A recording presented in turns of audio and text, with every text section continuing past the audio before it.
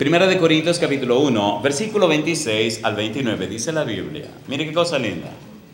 Pues mirad, hermanos, vuestra vocación, ¿qué dice ahora?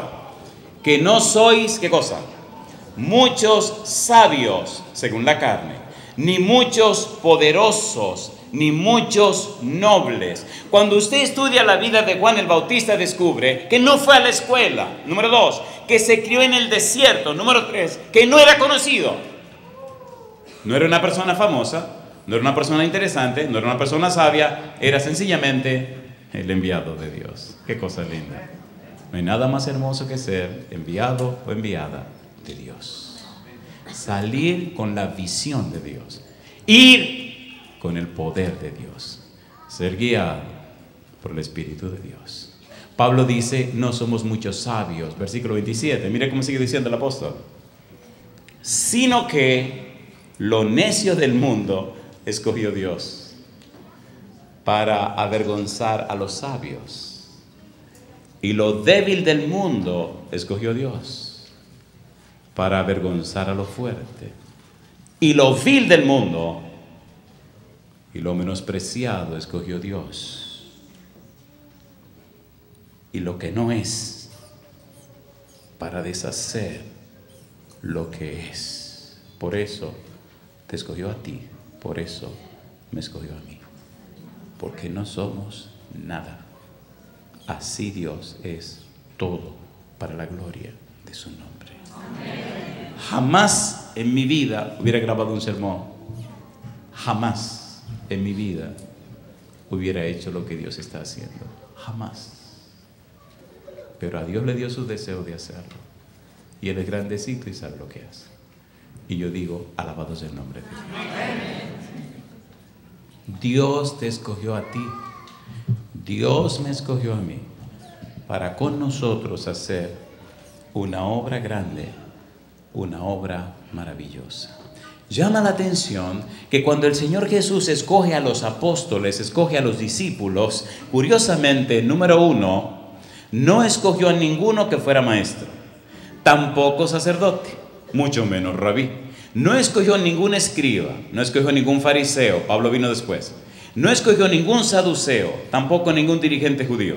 No escogió ni siquiera la crema innata de la sociedad. Llama la atención cómo Jesús escoge a la gente que van a ser los apóstoles, van a ser los discípulos, van a ser aquellos enviados, aquellos que presentarán la palabra de Dios. Número 1.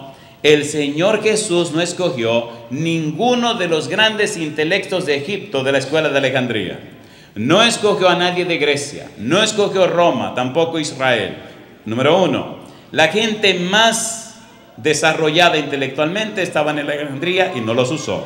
Número 2, no escogió a nadie de la gente filósofos o famosos que habían en Atenas. No escogió a los poderosos de Roma, ni tampoco escogió a los expertos teólogos de Jerusalén. Y llama la atención, ¿a quién escoge Jesús? Y llama la atención, ¿en dónde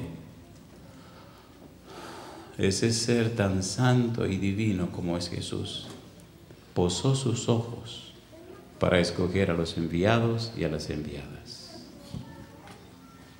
Alguien escribió que en la época de Jesús dejó a un lado a Herodoto el historiador, a Sócrates el gran pensador, dejó de lado a Hipócrates el padre de la medicina, no tomó en cuenta a Platón el filósofo, tampoco puso su atención en Aristóteles el sabio, a Euclides el matemático lo puso a un lado, Arquímedes el padre de la mecánica no lo tomó en cuenta. Tampoco quiso tomar en cuenta a Hiparco, el astrónomo. Cicerón, el orador, no ni siquiera lo mencionó. A Virgilio, el poeta, le dijo, no te necesito. En cambio, escogió a Pedro, a Andrés, a Juan. Personas de la tierra, personas humildes, sencillas, personas como tú y yo, para manifestar su gracia y su poder en la vida de estos hombres.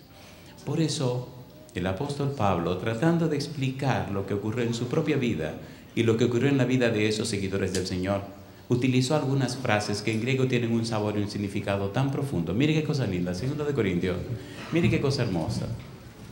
2 de Corintios, el apóstol Pablo nos presenta de una forma tan linda, capítulo 4, 2 de Corintios capítulo 4, versículos 5 al 7, mire qué cosa hermosa. ¿Cómo es Dios? Tan hermoso que es Dios. 2 de Corintios capítulo 4, versículo 5, porque no nos predicamos a nosotros mismos, sino a Jesucristo como Señor, y a nosotros, ¿qué dice? Como vuestros siervos por amor de Jesús.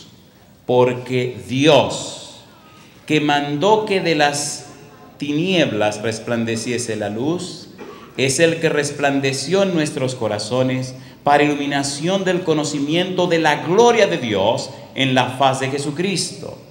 Pero tenemos este tesoro, ¿dónde dice él? En vasos de barro, para que la excelencia del poder sea de Dios y no de vosotros. Vasos de barro. Cuando Pablo dice vasos de barro, está pensando en esas macetas rústicas que se hacen de arcilla para sembrar plantas. Cuando la señora está sembrando la planta en una vasija rústica y se quiebra, no importa, eso cuesta 3 centavos, se compra otra nueva. Lo interesante ahora es cómo Dios coloca todo su poder, cómo Dios coloca toda su luz en un vaso de barro que no tiene ningún valor. Cómo Dios escoge vasos de barro para la gloria de su nombre. Pablo dice, yo solo soy eso, un vaso de barro. Yo solo soy eso, un vaso donde Dios quiso manifestar su gloria. Yo no soy nadie, no soy una persona importante, no tengo nada que ver con esto. A mí me escogió Dios. Dios me encontró, me puso en su camino, hizo conmigo lo que quiso. La gloria es de Dios, la gloria no es mía. Alabado es el nombre de Dios. Cuando tú decides ser el vaso de barro, cuando tú aceptas llevar en ti la gloria de Dios, entonces la gente notará que estuviste con Él.